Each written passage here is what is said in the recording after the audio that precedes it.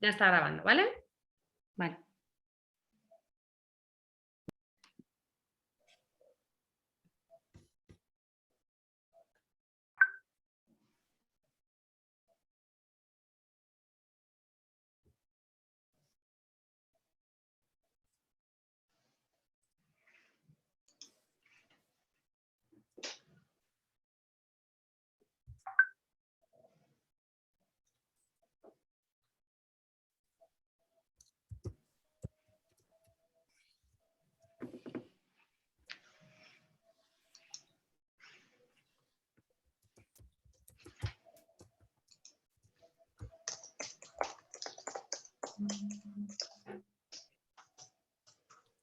Alicia, ve dando paso que ya mi mensaje ya no puede más.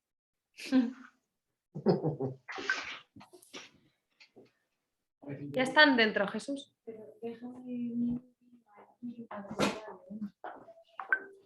Aquí lo tiene. Sí.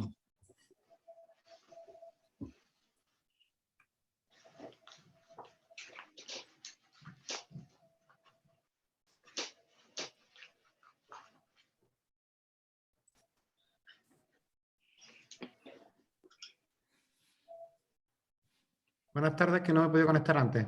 Tenía un fallo con la conexión. Hola, buena, bienvenido. No tenía fallo. Es que pone Susana Gómez. No Sí. te conoce nadie por Susana Gómez y no te dan paso. Jesús, después de tanto tiempo no conoces ya el nombre de mi mujer. Yo se después lo de he tanta dicho a reunión. Alicia, busca un nombre de mujer, pero no me ha hecho caso. Hombre, yo que estoy viendo lo de transgénero y eso, pues tampoco sorprende ya. Voy a ver si lo consigo aclarar. Buenas tardes. 63 Buenas. participantes. Aida, buenas tardes, que vaya muy bien. Hola, buenas tardes, gracias. Encantado. Presidente y vicepresidente, recordar que hagan preguntas en el chat, ¿no? O en el, ¿no? Totalmente. De acuerdo. Vale. Gracias por cambiar el nombre.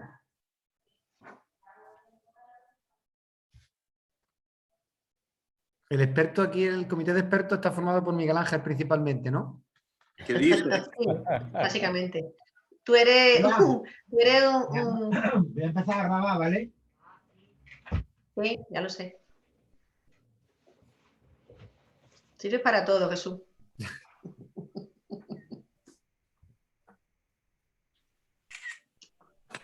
Ya no, yo creo que nos podemos quitar ya.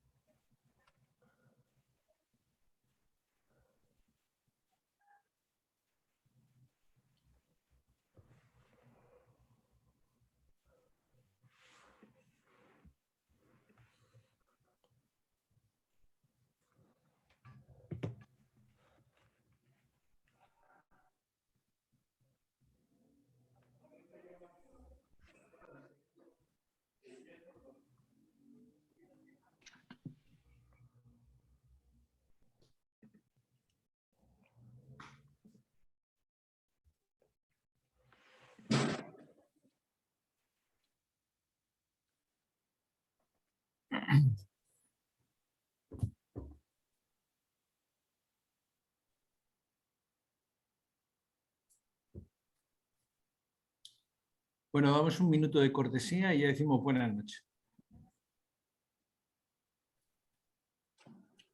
Buenas noches, bienvenidos una vez más a este encuentro en lo que hemos dado en llamar el Rincón del Presidente. Desde la SAGO os decimos buenas noches, bienvenidos, estamos encantados de que estéis con nosotros.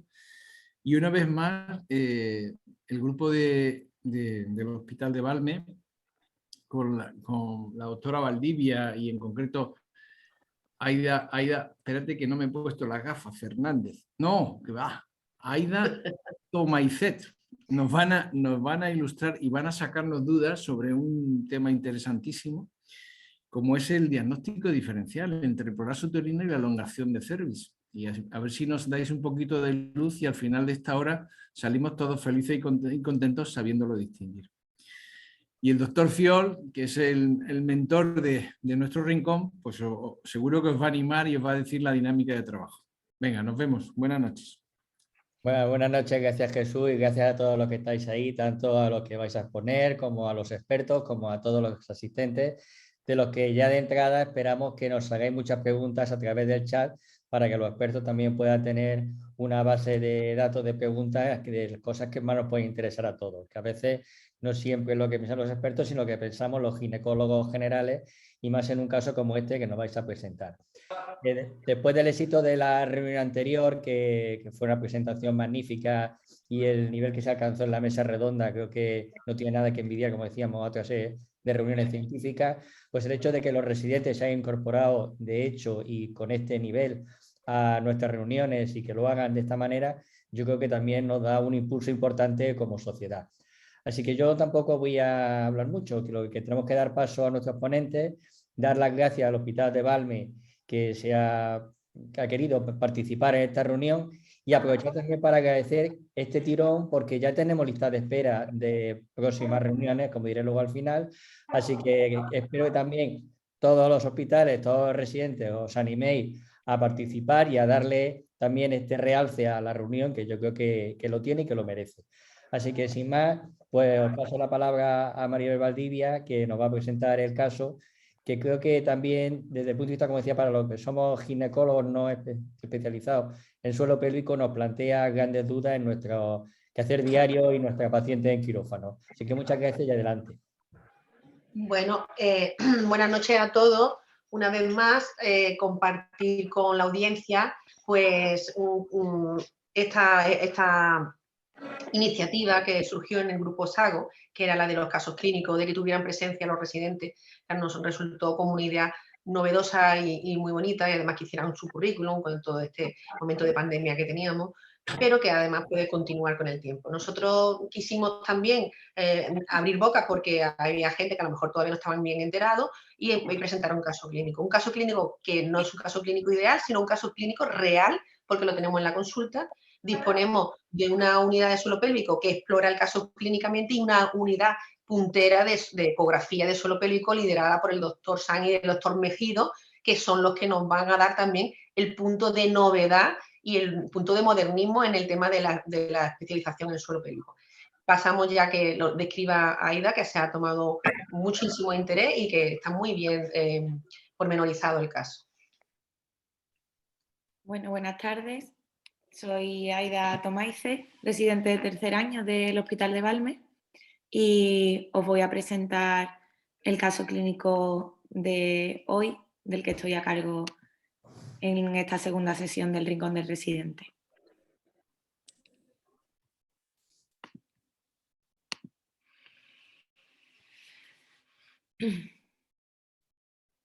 Bien, pues el caso que voy a presentar hoy va, como ya han dicho los compañeros previamente, sobre el prolapso uterino y la elongación cervical y el reto diagnóstico que esto supone.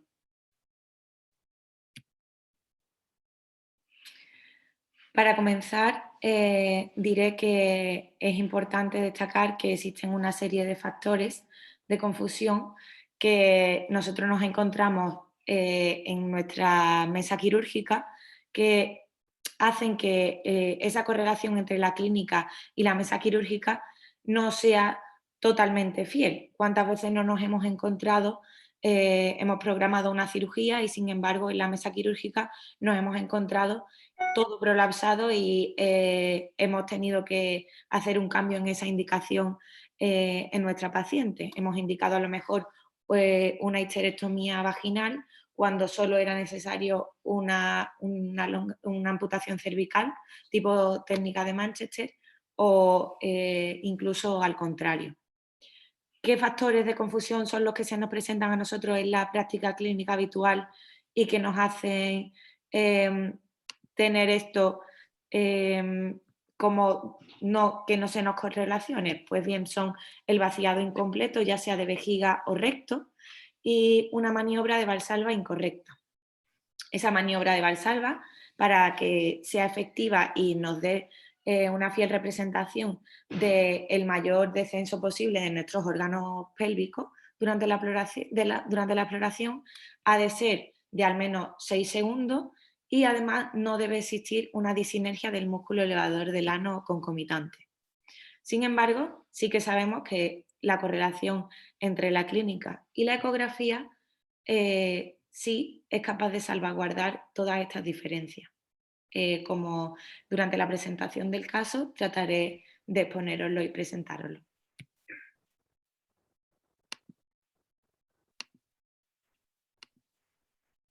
En primer lugar, hablando de nuestra paciente en particular, nosotros nos encontramos a una paciente en las consultas generales de ginecología, en la que a la exploración vemos un cistocele de grado 2 al Valsalva, sin incontinencia urinaria de esfuerzo ni hipermovilidad uretral, con un cervix elongado que sobrepasa introito a pesar del labio anterior y un prolapso uterino de grado 3.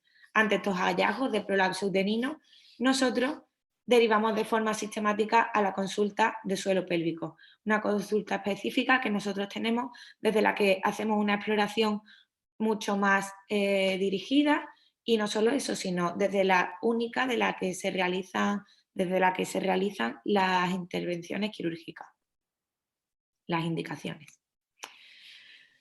Bien, ya en la consulta de suelo pélvico tenemos a nuestra paciente, que es una mujer de 51 años, es derivada de nuestras consultas de ginecología, como os he comentado, por sensación de bulto en genitales sintomático. La paciente aqueja que influye en su calidad de vida de forma significativa y que incluso le dificulta la micción.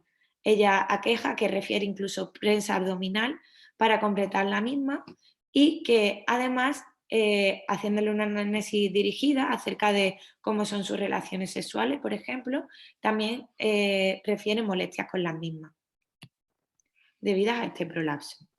Como antecedente reseñable, nuestra paciente, a destacar, presentó en el pasado un parto instrumentado con forceps y un feto macrosómico de 4 kilos 100. ¿Cuál es nuestra exploración en la consulta de suelo pélvico? De manera sistemática, nosotros a nuestras pacientes medimos peso y talla y calculamos, por lo tanto, el IMC y en función de ello restringimos o no la intervención quirúrgica, nuestra indicación. Y aparte, ¿qué encontramos en la camilla? ¿Qué vemos? Pues encontramos a nivel del compartimento anterior un cistocele de grado 2, con un cervix bien epitelizado, a nivel del compartimento medio un dudoso histerocele asociado a elongación cervical de grado 3 y sin embargo no encontramos defectos en el compartimento posterior. No vemos incontinencia urinaria de esfuerzo al Valsalva, ni siquiera al reponer el prolapso. Respecto a esa correlación de esta exploración clínica en el sistema POSQ, nos encontraríamos con una paciente que presenta un hiato genital de 4, con un cuerpo perineal de 2, una longitud total de la vagina de 10, lo cual es bastante buena. Y a nivel del compartimento anterior vemos que nuestro punto A nivel anterior se presenta a menos 0,5 centímetros respecto al himen, es decir, está por dentro de introito y el grado de mayor prolapso se correlaciona con el mismo. Por lo tanto, podemos afirmar que existe defecto a nivel del compartimento anterior con un cistocele grado 2 si nos vamos a nuestra tabla estandarizada. Sin embargo, en el compartimento posterior vemos que no existe defecto. Sabemos todos que si estamos familiarizados con el sistema POSQ, que el nivel de menos 3 es el punto menor que alcanza este punto A y por lo tanto en condiciones ideales, como es la de nuestra paciente a nivel de compartimento posterior, no existe prolapso. Sin embargo, en cuanto al compartimento medio, ¿qué nos encontramos? Encontramos un cervix que está a 0, claramente elongado, pero ¿dónde aqueja la duda de nuestra exploración? Aqueja hacia dónde nos encontramos ese punto D, ese punto Douglas, no sabemos bien dónde establecerlo, si a menos 6, menos 9, y por lo tanto, este POSQ no nos ayuda a saber si esa elongación cervical que presenta nuestra paciente se acompaña o no de prolapso uterino. En la ecografía rutinaria que nosotros establecemos en consulta, solamente encontramos como hallazgo que nuestra paciente presenta un útero polimiomatoso con 3 miomas de diferentes grados según la FIGO. ¿Qué hacemos con nuestra paciente en este primer contacto? Pues decidimos aconsejarle una serie de medidas higiénico-dietéticas, ejercicios de fortalecimiento del suelo pélvico, que controle ese peso que encontrábamos que era sobrepeso y está un poco justo para la indicación de intervención quirúrgica, y sobre todo indicamos una ecografía de suelo pélvico en nuestra unidad de ecografía ginecológica para que nos dé mucho más datos acerca de nuestra paciente. En cuanto a esa ecografía de suelo pélvico, de manera pormenorizada, nosotros vamos analizando el compartimento anterior, medio y posterior con la medición de una serie de parámetros. A nivel del compartimento anterior medimos el ángulo retrovesical, que vemos que en nuestra paciente varía de 92 grados a 68. Vemos que a nivel del compartimento anterior también la distancia entre el pubis y la vejiga va desde alcanza 15,7 milímetros. Sin embargo, a nivel del compartimento medio vemos que la distancia desde el pubis al cervix adquiere 17 milímetros y la distancia del pubis al fondo uterino vemos que no varía desde el reposo al valsalva, se mantiene más o menos constante alrededor de los 80 milímetros. Sin embargo, a nivel del compartimento posterior, como se correlacionaba con nuestra exploración, no encontramos hallazgos patológicos. Vemos que nuestra paciente realiza una contracción efectiva sin signo de disinergia y a nivel de la realización de la ecografía en 3 dimensiones y 4 dimensiones, que nos informa sobre el músculo elevador del ano, vemos que nuestra paciente presenta como hallazgo patológico un ballooning. Bien, ¿qué aporta la ecografía en nuestro caso clínico? Pues bien, la ecografía para el diagnóstico de prolapso de órganos pélvicos nos ayuda a evitar factores de confusión que influyen en el diagnóstico, los cuales comentamos anteriormente. Nos ayuda a verificar el tipo de prolapso de órganos pélvicos. No solo nos ayuda a ver qué tipo de prolapso de órganos pélvicos tenemos, sino también nos ayuda a establecer el diagnóstico diferencial de ese prolapso de órganos pélvicos en cada compartimento. Nos informa acerca de cómo se encuentra el músculo elevador del ano en nuestra paciente, si existe antecedente de microtraumatismo o avulsión, y también nos ayuda, por ende, a optimizar el tipo de cirugía a realizar. ¿Cómo hacemos cada una de estas circunstancias? En primer lugar, ¿cómo evitamos esos factores de confusión que influyen en el diagnóstico?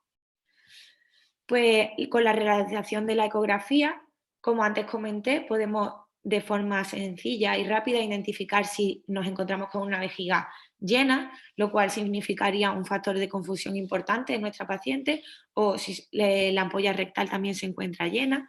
Y no solo eso, sino también nos ayuda a ver si existe una contracción efectiva.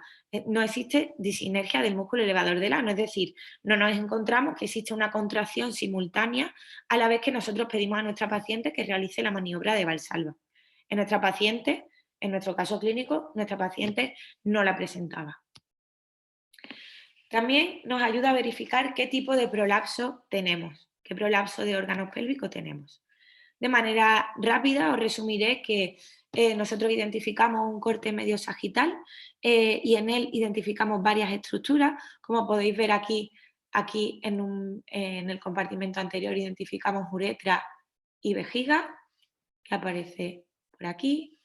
Identificamos vagina y en el fondo el cervix, que aparece ahí a nivel del compartimento medio, y el complejo anorrectal, que podemos identificar aquí.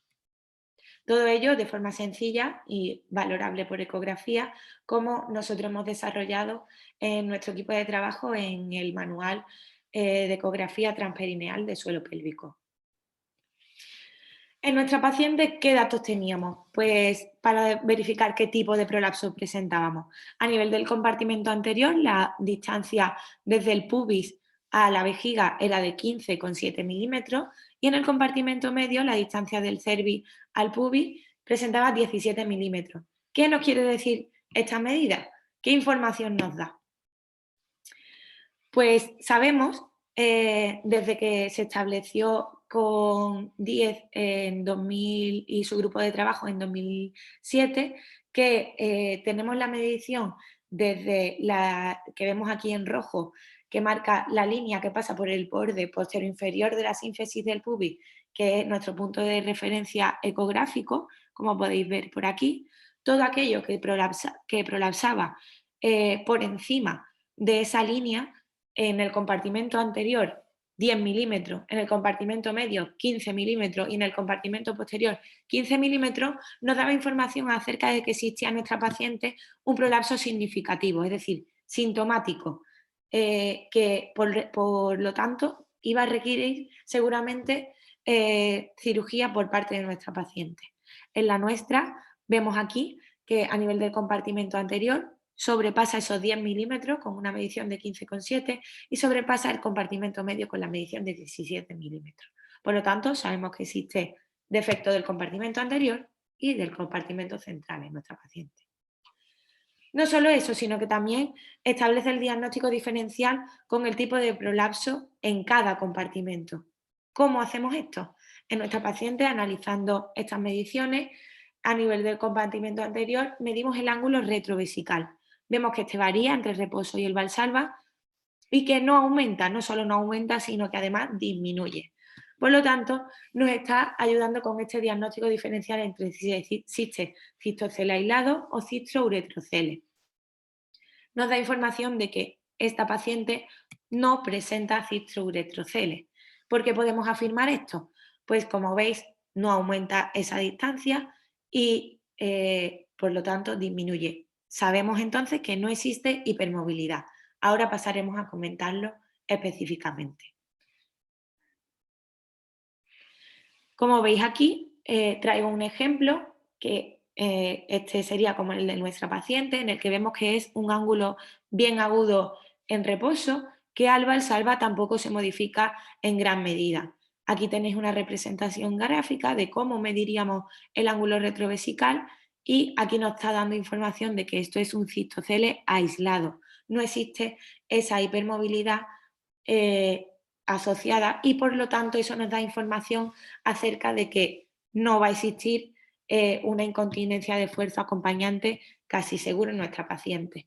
Y no solo eso, sino que como en nuestra paciente incluso disminuye, se acoda, nos da información acerca de que probablemente exista dificultades para el vaciado. Ya nuestra paciente aquejaba en la anamnesis esa dificultad para la micción, requiriendo incluso prensa abdominal. Como veis aquí, sin embargo, esto es un prolapso, un cistocele asociado a cistouretrocele, que no es el caso de nuestra paciente, pero veis cómo aumenta en mayor medida ese ángulo y supera los 140 grados de diferencia. Por lo tanto, sabemos ya que nuestra paciente no presenta cistouretrocele, sino solo cistocele aislado. Es más, a nivel del compartimento medio, ese diagnóstico diferencial también podemos establecerlo. ¿Y qué medida establecemos para ese diagnóstico? Pues nosotros medimos la distancia desde el pubis al fondo uterino y vemos que no varía. Eso nos da información acerca de que no existe prolapso uterino. ¿Cómo? ¿Cómo sabemos nosotros que no existe ese prolapso uterino acompañante? Pues bien, nosotros sabemos que la medición diferencia, como veis aquí, en imágenes, no solo los datos aportados, vemos que no varía esa distancia desde la longitud del pubis, que identificamos aquí, el borde posterior inferior, hasta el fondo uterino, no varía desde el reposo al valsalva. Nuestra paciente se encontraría ante esta situación. Tenemos solamente una elongación cervical. A diferencia del prolapso uterino, en los casos en los que existe elongación cervical sin prolapso uterino, el nivel 1 del ANSEI se encuentra relativamente intacto. El complejo del ligamento cardinal y uterosacro nosotros los encontramos totalmente conservados. Ese diagnóstico diferencial ecográfico en el prolapso de órganos pélvicos del compartimento medio es posible. ¿Y cómo lo hicimos? Pues en nuestro grupo de trabajo establecimos una serie de parámetros, ya son la distancia del pubis al cervix, la distancia del fondo uterino al pubis, la distancia del fondo de saco de Douglas al pubis, y comprobamos mediante ecografía transperineal y basándonos en las diferencias entre el reposo y el Valsalva que la mejor medida que nos daba información acerca de cómo se encontraba ese soporte apical era la diferencia del pubis al fondo uterino en reposo y Valsalva mayor o igual de 15 milímetros. Eso nos daba información de que existía un prolapso uterino con un nivel de evidencia de una curva ROC de hasta 0,8 y una sensibilidad y especificidad bastante importante, que establecimos nosotros en este artículo publicado y que explicamos pormenorizadamente en nuestro libro publicado recientemente en nuestro equipo de trabajo, de ecografía del suelo pélvico. Como veis aquí, sin embargo, cuando existe ese prolapso uterino, esa diferencia entre el pubis y el fondo uterino sí alcanza valores mayores de diferencia más de 15 milímetros, como podéis ver aquí. Aquí podéis ver de forma dinámica cómo aquí vemos que ese fondo uterino identificado aquí fácilmente, cuando le pedimos a nuestra paciente que realice la maniobra Valsalva, no se mueve apenas. Y sin embargo, en esta imagen, donde sí existe prolapso uterino, el fondo uterino sí se mueve. Aquí en amarillo podéis identificar esa medición. Por lo tanto, de forma resumida, sabemos que en cuanto al diagnóstico diferencial del prolapso en cada compartimento, nuestra paciente presentaba un cisto-cele aislado, ya que no variaba, incluso disminuía ese ángulo retrovesical, y no solo eso, sino que también presentaba una elongación cervical sin presentar prolapso uterino acompañante. La ecografía también nos da una posible información acerca de cómo se encuentra ese músculo elevador del ano, acerca de si tenemos abulsión concomitante o si existe ballooning acompañante. ¿Cómo identificamos esto? Pues lo hacemos de forma dinámica con la ecografía del suelo pélvico en 3 y 4 dimensiones, en la que con ese plano axial podemos ver la morfología de ese músculo elevador del ano y del hiato del elevador. Como podéis identificar aquí, vemos el músculo elevador del ano y su anclaje al pubis. Esta información es cierto que a día de hoy no nos va a impedir indicar una intervención quirúrgica, pero sí nos va a dar mucha información acerca no solo de la génesis del prolapso uterino, sino también de cuál es el pronóstico de nuestra paciente, de cuál es la probable recidiva. Ya se ha identificado el ballooning, es decir, el área del hiato más de 25 milímetros que sí que presentaba nuestra paciente como un factor de riesgo independiente de aparición de ese prolapso.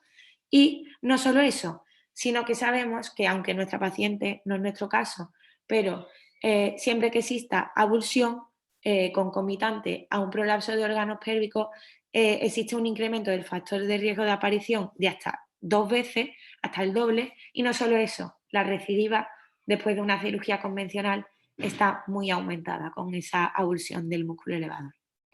Entonces tenemos que nuestra paciente, volvemos a nuestro caso, presentaba con ecografía un diagnóstico certero de elongación cervical sin prolapso uterino, cisto-cele de grado 2 sin hipermovilidad uretral y un ballooning grave. Todo esto nos ayuda a optimizar el tipo de cirugía a realizar. En nuestra paciente, ¿cuál es la indicación quirúrgica que establecíamos? Pues finalmente indicamos en nuestra paciente una plastia anterior y una amputación cervical con técnica de Manchester. Todo ello siempre lo realizamos y recuerdo que es muy importante hacerlo acompañando a la clínica, a lo que refiere nuestra paciente y siempre consensuándolo con la misma, con nuestra exploración y con ayuda de las imágenes ecográficas que nosotros nos apoyamos en ellas con la exploración además. Y sabemos que todo esto es muy importante para que indiquemos correctamente la intervención. Sabemos ya que la técnica clásica de histerectomía vaginal no corregía el prolapso, sino que eran necesarios unos puntos de suspensión, como los realizados en la técnica de Manchester con el McCall, los tipos McCall. Nosotros en nuestro hospital realizamos el tipo McCall modificado. Y sabemos que esto es muy importante porque si comparamos la histerectomía vaginal que realizábamos de forma rutinaria en el pasado con la técnica de Manchester, el riesgo de prolapso de cúpula o enterocele es mucho menor. El riesgo está muy aumentado cuando se realiza la histerectomía vaginal, incluso dependiendo de la serie reportada, de un 8 a un 43%, debido fundamentalmente a dos cosas que vais a entender muy simplemente. El soporte está disminuido, es decir, el nivel 1 de Lancet, nosotros con esta intervención quirúrgica nos lo llevamos con nosotros, y la presión sobre esa cúpula vaginal, la presión de las estructuras abdominales recae sobre ella y hace que este riesgo de prolapso de cúpula se vea muy aumentado. También, en cuanto a beneficios de esta intervención de técnica de Manchester, es menos agresiva y por ende requerirá menos estancia hospitalaria y menos complicaciones, y la posibilidad de reintervención es mucho menor, con algunas series reportadas incluso de un riesgo relativo de hasta 2,5. También existe un estudio publicado en 2019 que nos indica, basado, no, es cierto que no en ecografía, pero sí en un sistema POC-Q, aunque es cierto que esto ya hemos visto que presenta sus posibles inconvenientes que podemos salvaguardar con ecografía, presenta a una buena indicación una tasa de recurrencias de hasta el 0%, con lo cual de ahí la importancia de hacer un diagnóstico tan correcto y tan optimizado. Sí que es cierto que, bueno, que nosotros debemos saber en todo momento que cuando nosotros indicamos la técnica de Manchester debemos individualizar la paciente y siempre tener una serie de consideraciones viendo el riesgo de cáncer que presente la misma y la posibilidad de embarazo que siempre nos quedará con la preservación uterina. Sin más, pues espero que haya sido de mucha utilidad. Muchísimas gracias por todo y por la oportunidad que se me ha dado para presentar este caso clínico desde mi hospital y la ayuda de parte de todos mis tutores clínicos y el equipo del Hospital de Valme. Pues Raida, muchísimas gracias. La verdad es que yo creo que has presentado un caso clínico con una revisión y una intensidad exhaustiva de cómo hacer la exploración, el valor de la ecografía, tanto 3D como la ecografía dinámica, que es muy importante al valor suropélvico, y cómo gracias a esa valoración podemos llegar a hacer una indicación quirúrgica adecuada que realmente satisfaga las necesidades de los problemas que tiene la paciente. Así que yo creo que esto nos abre una puerta a muchas preguntas y a muchas actuaciones, sobre todo, como decía antes, para los ginecólogos que no nos dedicamos específicamente al suelo pélvico y que pasamos de la mí me parece a llegar a una ciencia es decir, con muchos datos. En este caso, además, tenemos que ir con las reglas y medir y valorar muy bien. Así que yo lo que quiero es pasar la palabra a los expertos pues, para que te asalten a preguntas y que podamos sacar muchísimas conclusiones. Gracias de nuevo, Aida, y adelante nuestros expertos. Muchas gracias. Miguel Ángel, ¿quieres tomar tú la palabra primero? Vale. Mira, yo lo primero creo que la has presentado de una manera súper tranquila, muy bien. Demuestras que tienes un don de palabra importante, que tienes unos buenos maestros y que sabes del tema. Yo creo que está además muy bien presentada, las diapositivas preciosas, ¿vale? Yo, vamos, yo creo, hay dos puntillos. Me gustaría, por ejemplo, cuando has presentado el caso, no sé si en algún momento dado has dicho el eco vaginal o has medido el cervix vaginalmente. Es decir, vaginalmente se puede medir el cervix, antes lo medíamos con histerometría y medíamos el plano cervix-cuerpo uterino, la diferencia. Ahora se puede medir perfectamente con ecografía. Sin embargo, en la ecografía te he visto que miden mucho suelo pélvico, otras constantes, pero sin embargo no me ha llegado a decir nunca cuánto mide el cervix de largo para ver si verdaderamente está elongado. Porque el cervix tiene una medición, ¿no? Después, por ejemplo, cuando dices que el punto BP es -3, me extraña mucho que un punto BP -3 dé un D -6 o -9. Me extraña mucho.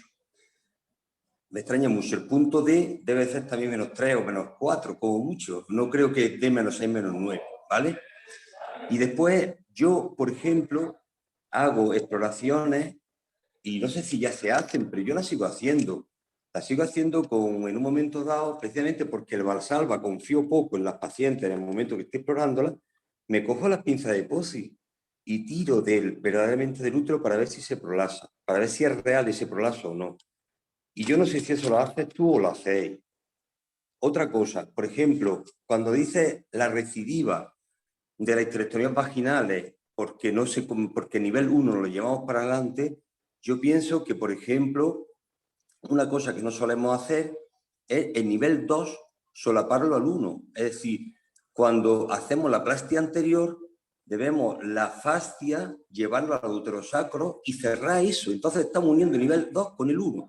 Y de esa manera evitamos prolapso, evitamos recidiva. Bueno, eso es lo que yo quería decir con respecto a todo lo que tú has hablado.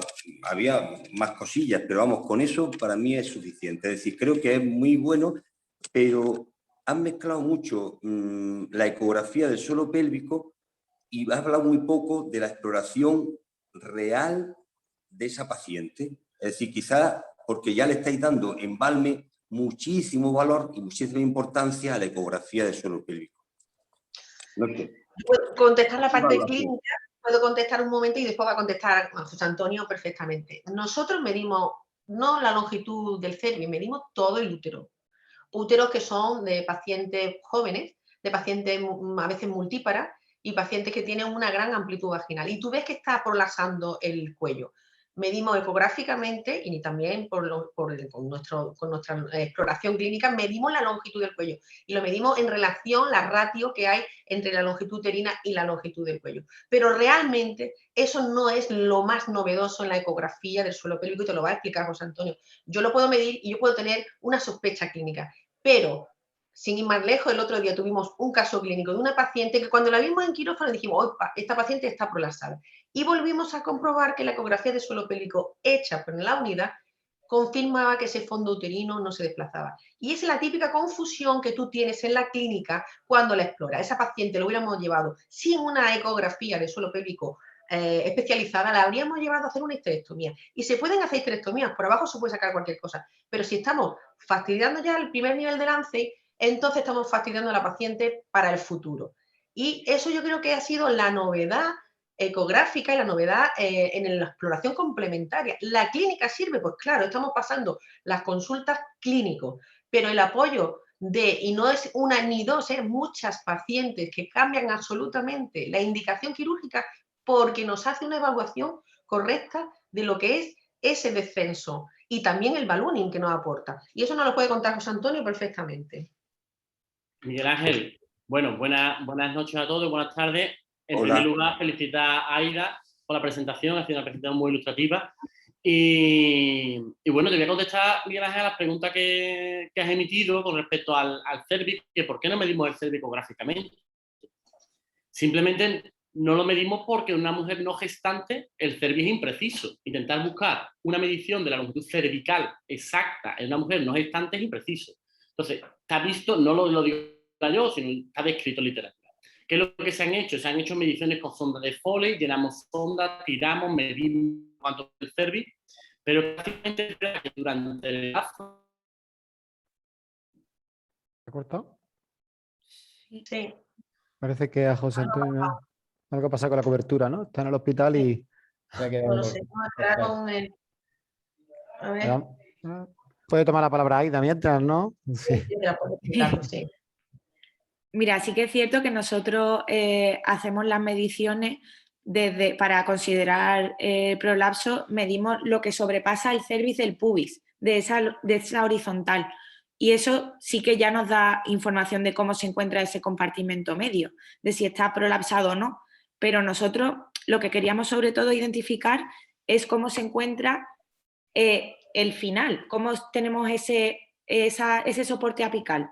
Entonces, ahí es donde va la nueva medición de distancia desde el pubis al fondo uterino. Ese es el que de verdad nos está informando de si no solo existe defecto del compartimento medio, sino si aparte de tener una elongación, estamos teniendo prolapso uterino acompañante o no. Porque nosotros sí que vamos, si tú mides la distancia desde el pubis en lo que sobrepasa, ya eso siempre va a estar presente si tenemos o una elongación o un prolapso uterino. Pero lo que a nosotros nos va a hacer diferenciar sobre todo es esa última medición. No sé si te referías a eso en particular. Perdón por la conexión que se me ha ido, estoy en el hospital y se me ha ido, ¿vale? Estoy desde el móvil. En contestación a Miguel Ángel, era comentarle el tema de la medición cervical como tal. Hacer una medición cervical es difícil por ecografía. Es fácil hacerlo en mujer gestante que tenga un segmento desarrollado, pero ginecológicamente ese límite entre cuerpo uterino y cervix pues es bastante difícil y cuesta trabajo verlo. De hecho, está escrito en literatura que cuesta bastante establecerlo. ¿Qué es lo que estamos buscando con ecografía? Pues lo que estamos buscando es lo que tú el problema que nos estás planteando, Miguel Ángel, es ¿por qué me extraña ese post-Q? Ese post-Q yo lo veo raro. El post-Q es difícil de interpretar y difícil de hacer. Y necesita una formación específica en post-Q. ¿Qué es lo que ocurre? Que esa formación específica existe incluso variabilidad interobservador en ese post-Q, muchas veces deficiente de esa formación.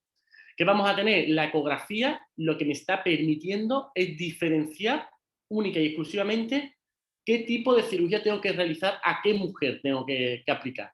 Se ha visto que la ecografía se correlaciona con el post-Q, pero aquí no nos interesa tanto el establecimiento con el post-Q como con el tipo de intervención que le voy a realizar. ¿Por qué es importante? Fijaros, en esta paciente que ha presentado Aida, es una paciente en la cual tiene un nivel 1 de lance intacto. Si esa paciente, yo me la llevo a quirófano y efectivamente, como tú dices, si yo cojo una pinza de POCI y tiro en consulta, que es una prueba cruenta, que tenemos que hacer a la paciente pasar por una prueba cruenta, posiblemente ese nivel 1 no se nos va a mover. Es lo que yo estoy viendo por ecografía. Realmente, si yo a esta paciente me la llevo a quirófano, la diagnóstico de un prolapso uterino, empiezo a poner mis pinzas, empiezo a avanzar con las pinzas y llego hasta fondo, estoy lesionando ese nivel 1 de lance que en una elongación cervical aislada, sin prolapso uterino, se encuentra intacto. Por lo tanto, estoy haciendo un daño en ese tipo de soporte y desanclando un soporte que originariamente no está dañado. Bueno. Desde algún punto de vista, la ecografía es lo que más se parece, o sea, lo que se ha hecho, todos los trabajos científicos que se hacen comparando el post-Q con la ecografía. Y yo, si acaso, pienso que el post-Q, como dices tú, que es difícil de aprender, también de reproducir. Yo creo que cualquier trabajo que tú presentes tiene que tener los datos de la cistocele, no puede ser de segundo grado, tiene que ser con post-Q y para poder compararlo con ecografía. Lo que más se ajusta al post-Q es la ecografía, pero yo creo que la ecografía, que es lo que queremos nosotros dar a entender con este caso clínico, supera al post-Q. Por eso, bueno, la verdad es que es una cosa que ha llegado, que es especializada, pero que pienso que en la Eco 2D no es tan complicada, que es lo que quiero que se transmita, que en las unidades de ecografía, en tu mismo ecógrafo, tú podrías hacer eso, porque tú el balloning no tienes por qué medirlo, a no ser que hagas la ecografía 3D, que eso sí que es verdad, ya requiere otro tipo digamos, de adiestramiento. Pero la Eco 2D en tu consulta, que tú veas que con respecto al pubis baja, sube unos milímetros y se prolaxa, yo creo que es una técnica que es muy reproducible y que en el futuro deberían de tener todos los ginecólogos que se forman en este tema del suelo pélvico, Miguel Ángel. Yo lo veo así. Nosotros lo estamos realizando en nuestro hospital, la ecografía de suelo pélvico, que no es que yo no crea en ella, no te estoy diciendo eso. Te estoy diciendo, y además eso lo sabéis vosotros, que cuando una persona de cierta edad le dice empuje, tosa, el Valsalva, habláis de disinergia continuamente, estáis hablando de disinergia de Valsalva. ¿Vosotros creéis que muchas veces el prolapso después de una tos o de empujar, el prolapso que aparece es verdadero? Porque yo voy con esa mujer con ginecografía y voy a operarla, he dicho que era un prolapso de segundo grado, cuando ya está dormida o con su raquis puesta, le cojo la pinza de POCI, tiro y es casi de cuarto. Bueno, no de cuarto, pero de tercero. ¿Por qué? Entonces, ahí ocurre algo. La exploración en Valsalva no es que haya una disinergia, no contraen cuando deben de empujar o empujan al revés, no, sino que hacen un mal Valsalva generalmente las pacientes en la mesa de exploración.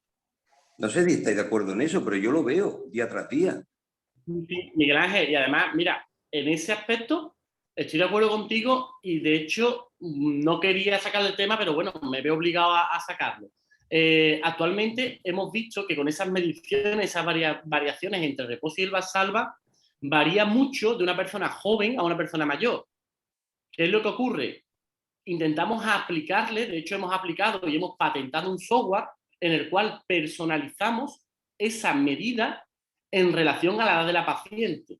Muy bien. Y te damos una probabilidad de que esa paciente, el diagnóstico que tenga, sea un prolapso uterino. A mí el que me interesa verdaderamente no es la elongación cervical. A mí lo que me interesa es cuando programo yo una paciente en quirófano, es que ese útero verdaderamente, como tú bien dices, lo enganche con el positire y me venga el útero. Ese es el que me interesa. ¿Por qué? Porque me cambian los tiempos quirúrgicos, porque yo me voy a quirófano con una seguridad del tipo de cirugía que le voy a realizar. Y es verdad, todo lo que estamos buscando es ir con las mayores seguridades posibles. No es que empecemos una histerectomía y a mitad de la histerectomía digamos, es que no me baja este útero, es que se me ha quedado aquí. Entonces, lo que buscamos es eso. Entonces, intentamos ampliar y personalizar el diagnóstico. Ahora mismo esto es una materia que está en competición y los datos son muy buenos. De hecho, puedo darte, si quieres te doy datos. Te doy datos, la curva de odds ratio aplicado con ese corte de 15 milímetros entre la diferencia entre el reposo y el Valsalva, prácticamente me está dando una odds ratio en torno a 0,80. Cuando yo le introduzco la edad de la paciente y lo meto dentro de un software para determinar el prolapso uterino, estamos hablando de un área bajo la curva del 0,95, para detectar... Se nos ha ido. Otra vez se nos ha ido. Un prolapso uterino. O sea, A la cobertura que se va, José Antonio. una probabilidad Ay, pobre. Está, bueno, Ya, eso es un trabajo que está todavía. está for- Un trabajo. bueno, Sí, yo ahí voy a tomar la palabra. Sí, bueno, ¿Me José oís? Antonio está ahora, bueno, sí. no se te oye, José Antonio. Bueno, pues pregunta tú, Jesús. Yo, bueno, Aida, por supuesto, nada más que felicitarte por la exposición. Claro, me Sí, ¿me consta. Ahora, José Antonio, no se te ve. Vuelve, pero no. Bueno, y se va. Que, bueno, felicitarte por la exposición porque desde Sí. luego es un lujo lo que has hecho y que hasta ahora hay más de 100 personas conectadas y me consta que muchos residentes, ¿no? O sea, yo por la parte que me habla y sé lo que habla Miguel Ángel, creo que estamos hablando mucho de la decoración, me parece magnífica la exposición. Está bien que se ponga en valor lo que va a ser, también tienen que entender los residentes que no todos los hospitales tienen una unidad de suelo pélvico y de ecografía como tenéis vosotros, lo cual para algunos le puede parecer todavía un poquito de ciencia ficción porque no tienen disponible esa capacidad de un diagnóstico. Está bien que aprendan, como ha dicho Maribel, que los residentes sepan más o menos o poder identificar al que está acostumbrado los diferentes planos. Veo que es muy útil el diagnóstico que ha hecho, sobre todo la diferencia, el descenso del fondo uterino frente al pubis, porque nos va a marcar la diferencia pues, al entrar quirófano entre una histerectomía y una operación de Manchester, ¿no? Hombre, estoy con Miguel Ángel y José Antonio no lo ha dicho y tendrás que verlo, que quizá al ecógrafo normal, una ecografía transvaginal, una medición cervical que te puede orientar con un cervix de más de 5 centímetros y una sospecha clínica fuerte de que no hay un descenso uterino más una elongación, de por sí ya nos puede orientar a la cirugía de Manchester. Pero bueno, verdaderamente que si hace la ecografía que ha hecho me parece magnífica. Yo solo dos apuntes porque me parece que se nos olvida la parte importante. Claro, la ecografía ha eclipsado todo el caso, pero estamos hablando de un Manchester, ¿vale? Y que le has puesto mucho en valor la importancia de intentar realizar la cirugía de Manchester en vez de tanta histerectomía vaginal. Ha dicho Maribel que todo por vía vaginal puede salir, y es cierto, pero la Manchester últimamente, y en los congresos se está viendo de suelo pélvico, que es una técnica que se está retomando, que muchos residentes han pasado residencia sin ver ningún Manchester, porque entendían que lo importante es saber hacer una vaginal y que en Manchester es una técnica secundaria. Vamos, yo estoy de acuerdo que lo has dicho, que el Manchester es una cirugía que debería retomarse cuando está bien indicada, y que esos puntos que has mencionado, bueno, que son el éxito de Manchester no es la traquelectomía en sí, es esos famosos puntos de Fothergill, que cuando están bien hechos es lo que hace mantener el nivel de lance en su sitio y nos da la seguridad de lo que has dicho, un 2,5 menos de ratio de prolazo, incluso que no hay nunca un prolazo, ¿no? Entonces, no nos olvidemos, no sé si tú eres capaz de poner algún tope de edad, deberías limitada a indicar un Manchester a una mujer posmenopáusica, porque siempre se asocia, bueno, como es posmenopáusica, directamente histerectomía vaginal. Te lo pregunto por si dirías, pues no pondría nunca un tope para realizar un Manchester si mi ecografía, que soy tan bueno, lo confirma. Y otra cosa todavía que te voy a preguntar más, ya que tanta ecografía, primero esta pregunta y la segunda, si tú hubieras evidenciado, te pongo en el compromiso, con tu unidad de suelo pélvico y ecográfica, te informa que hay un uretrocele, ¿no? Que forma un ángulo agudo marcado con una fuerte sospecha de una posible incontinencia y te lo informa así José Antonio, te dice, mira, es que esta mujer lo veo claro. ¿Tú serías capaz en el mismo acto quirúrgico de hacer un machete e indicar la TOT directamente? ¿O qué harías? No, de hecho, normalmente, a ver, sí que nos da mucha información y es algo que para nosotros también está siendo novedoso. Nosotros no llevamos tanto tiempo haciendo de rutina estas indicaciones en ecografía, pero nosotros lo primero, ver qué aqueja a la paciente. Si esa paciente en la anamnesis nos está refiriendo a incontinencia o no. Nosotros simplemente con una ecografía que diga que tiene alta probabilidad de tener incontinencia de esfuerzo, no podemos indicar una intervención. La anamnesis es lo primero y después también nosotros también nos apoyamos en equipos multidisciplinares. Nosotros también indicamos consulta con el urólogo para una urodinamia. Nosotros también descartamos un tratamiento previo, por ejemplo, de soporte de medida higiénico-dietética. Todas esas cosas, desde la consulta de suelo pélvico, son previas a la indicación de una cirugía. Puedo contestarte también un poco yo a la pregunta, porque Jesús, cuando una paciente tiene una incontinencia de esfuerzo, el estudio tiene que ser siempre absolutamente completo. No se puede mandar a una paciente, ya lo hemos discutido muchas veces con Blasco, también con el urólogo. Se puede sustituir la ecografía por la urodinamia, bueno, eso está en todos los congresos siempre. No, no se puede sustituir. No. A día de hoy todavía, y te lo puede decir José Antonio, hay unas pruebas que nosotros, cada paciente que hacemos, hay un protocolo de la SEGO, de la unidad de la sección de suelo pélvico, que es urocultivo o sedimento, test de incontinencia, ya puedes elegir el ICQ más el SAMBIC o el IU4, el que tú quieras, pero lo eliges para hacer unos test de incontinencia. Haces también unos diarios micinales básicos para saber si la paciente, no solamente, porque incontinencia de esfuerzo pura hay muy poca, si la paciente tiene una incontinencia mixta, entonces tú tienes que evaluar esa vejiga. Y los diarios te aportan muchísima información, aunque son dificilísimas de rellenar por parte de la paciente. Las pacientes, cuando tienen ese componente clínico de incontinencia, se tienen que estudiar completamente. Y las que vamos a llevar a quirófano no solamente tienen el componente ecográfico de que movilidad uretral o cistouretroceles, sino que además aportan una urodinamia. A día de hoy todavía lo seguimos haciendo así, una urodinámica que nos dice si esa paciente tiene no solamente el componente de incontinencia de esfuerzo con hipermovilidad uretral, sino tiene una hipoactividad del detrusor o tiene una paciente que tiene una vejiga con una una vejiga hiperactiva, ¿no? O un detrusor hiperactivo. Es importante saber que muy pocas pacientes tienen una incontinencia pura y tienes que estudiar esa vejiga. Para mí es más importante incluso que todo, es estudiar bien la vejiga antes de llevártela a un quirófano. Y te puede contestar José Antonio que no, a día de hoy todavía no ha sustituido eso. La ecografía no ha sustituido la urodinamia ni ha sustituido las pruebas clínicas. Yo pienso que es un todo. No queremos tampoco decir que uno sustituya al otro, todo sirve aquí. Es un compendio. O sea, no, estoy totalmente de acuerdo. Pasa que, bueno, puede ser que vayan a pensar los residentes que están viendo que ahora con la ecografía, que es un apoyo importante, vayan a tomar actitudes de manejo clínico sobrepasando. O sea, la incontinencia oculta, sabemos que cuando se repara un cistocele, que lo tenía en este caso, pues puede aparecer, pero se puede corregir mucha incontinencia cuando hay un cistocele. Pero me ha gustado mucho el apunte que ha hecho, además de que habla de que, bueno, hay esa corrección, los residentes no se lo han visto, que el ángulo se vuelve incluso un poquito más cerrado, ¿no? Cuando se ha hecho... Y avisar a la paciente que sí es verdad de que puede tener luego cierto cuadro hasta de dificultad miccional posoperatorio, que es bueno, que yo creo que la ecografía en este caso lo que sí nos va a dar la ayuda es después la expectativa futura de la paciente respecto a la cirugía. O sea, habrá que explicarle también lo que puede pasar, ¿no? Yo creo que ojalá tuviéramos todo el apoyo de una unidad ecográfica, muchas veces dejamos en el tejado de los de ecografistas que nos digan en el futuro si realmente ese balón nos va a determinar que en el futuro estas pacientes van a recidivar de otros compartimentos. ¿Seguro? Porque eso todavía, bueno, con determinado... Eso, un balón de esas características, José Antonio está obsesionado que sí tiene el riesgo de recidiva, sobre todo el compartimento posterior, no lo va a marcar, ¿no? O sea... Más que compartimento posterior, nos va a afectar principalmente el compartimento anterior y medio. Daros cuenta que son los que precisamente se relacionan con el trauma del primer parto, ¿vale? Que vamos a tener.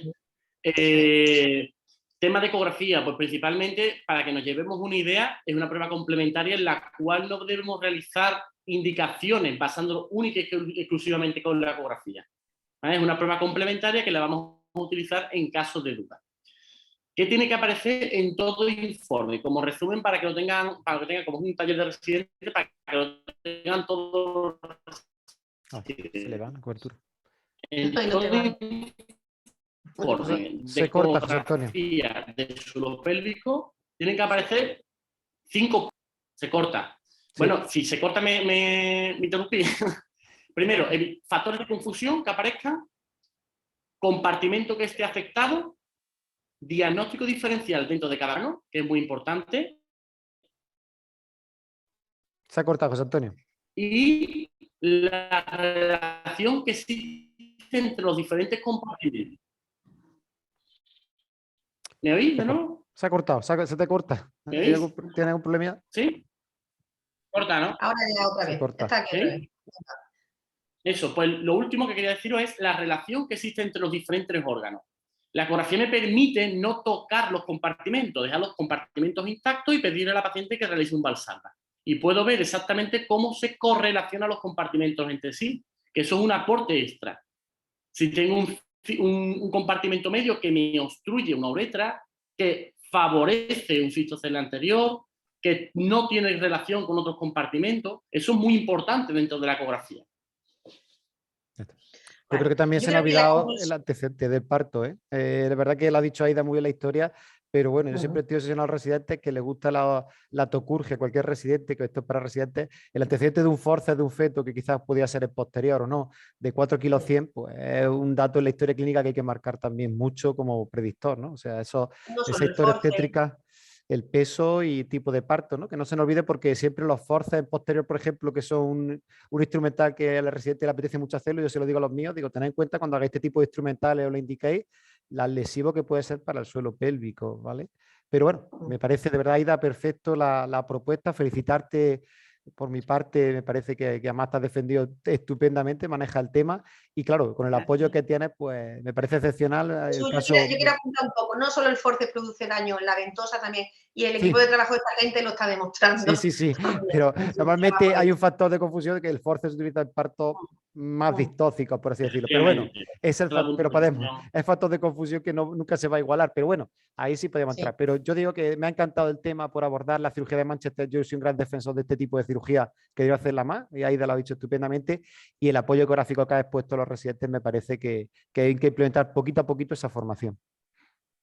Nosotros tenemos esa suerte de contar con un equipo de ecografía, de una unidad de ecografía, que no solamente hace diagnóstico prenatal fantástico, sino también que fue motivo también de la tesis doctoral del doctor García Mejilo. Claro. Y se ha convertido en un experto a nivel nacional. Entonces, esa suerte la tenemos y entonces tenemos que aprovecharla, pero es que a nosotros nos sirve en la clínica. Y yo recuerdo anteriormente, cuando yo empecé en el suelo pélvico en Valme, que no se hacían casi Manchester. Y ahora se ha retomado, pero no solamente aquí, Bataller en el clínico de Barcelona, en toda España se ha retomado el tema. Primero, porque las mallas han desaparecido del panorama, pero hemos retomado determinadas técnicas clásicas que de verdad que con los datos adecuados estamos consiguiendo que las mujeres solucionarle el problema y no generarle otro problema de descenso de un prolapso de cúpula, que es lo que estábamos comentando antes, por el bien, el mejor tratamiento quirúrgico de la paciente.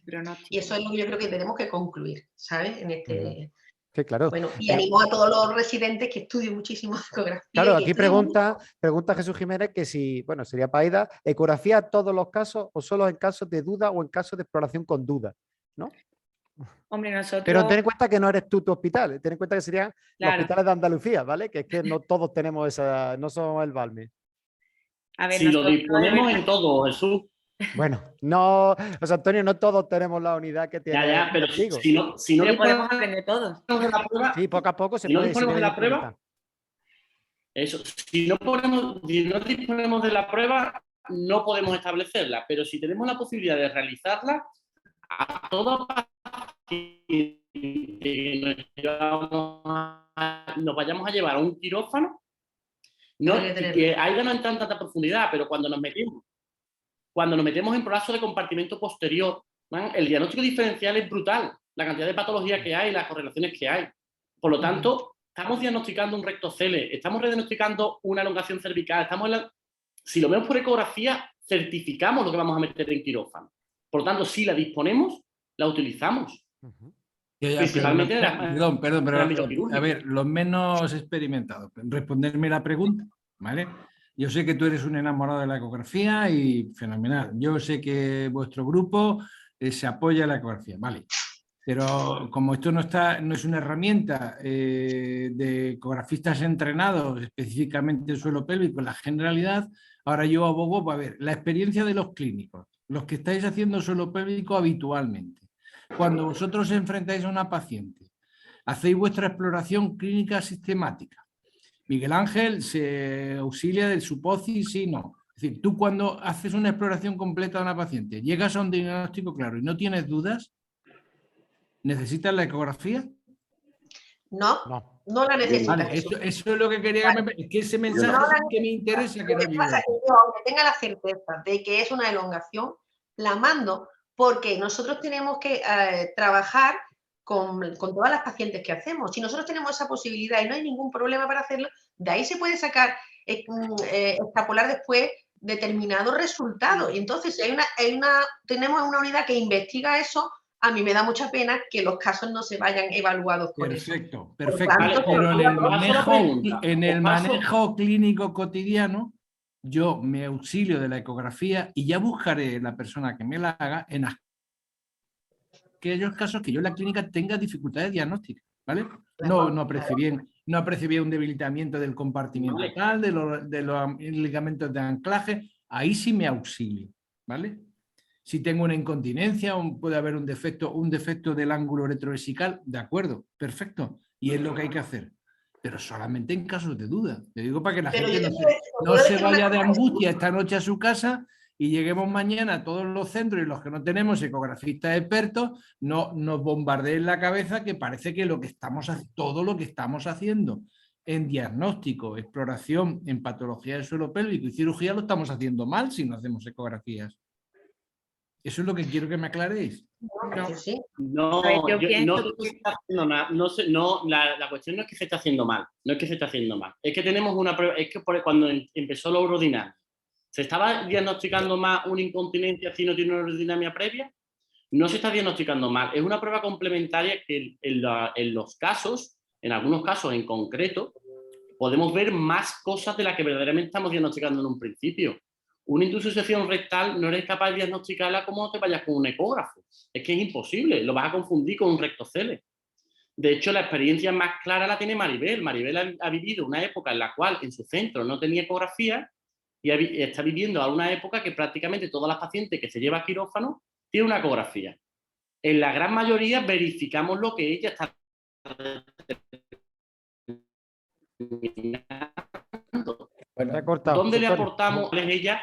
Hay un cambio en la acción. Vale, yo voy a ¿Roberto? aprovechar porque tenemos que ir cerrando y entonces Vale. yo quería escuchar también que yo creo que un poco como corolario de todo esto que se ha hablado, el valor de la ecografía, que evidentemente estoy de acuerdo en que yo creo que eso es un arma que tenemos todos ahí y que podemos utilizar y que si no la implementamos es porque realmente no queremos, luego tenemos las vías para poder utilizarla.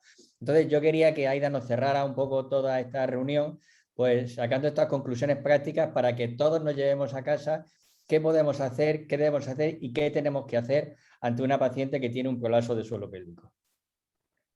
Vale, pues para finalizar, yo creo que lo más importante que nos tenemos que llevar a casa es saber que sí, la exploración clínica, por supuesto, que es muy importante, igual que he dicho que también lo es una correcta anamnesis dirigida, preguntando por la importancia que supone ese prolapso para la paciente. No vamos a indicar un cistocele si la paciente es posmenopáusica y está feliz con un cesárea.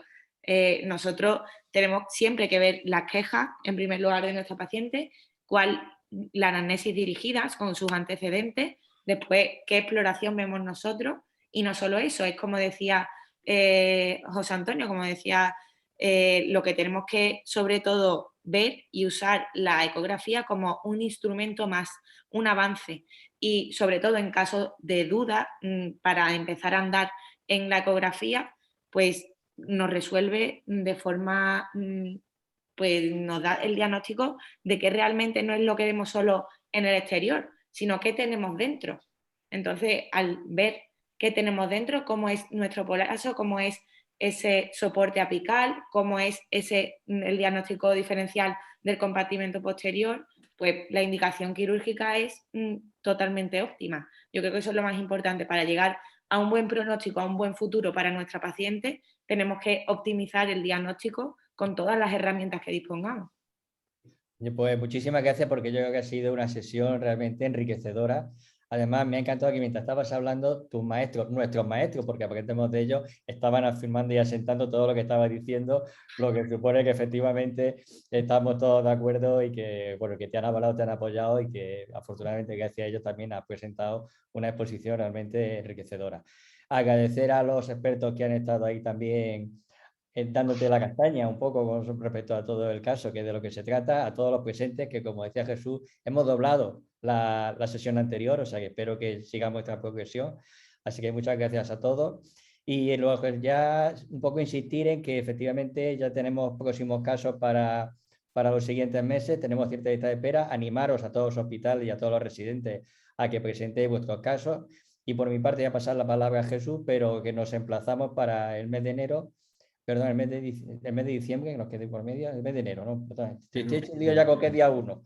Para el próximo mes de enero, que la sesión será desde el Hospital Puerta de Mar de Cádiz. Y muchas gracias a todos, y Jesús, te paso la palabra para que cierre la sesión.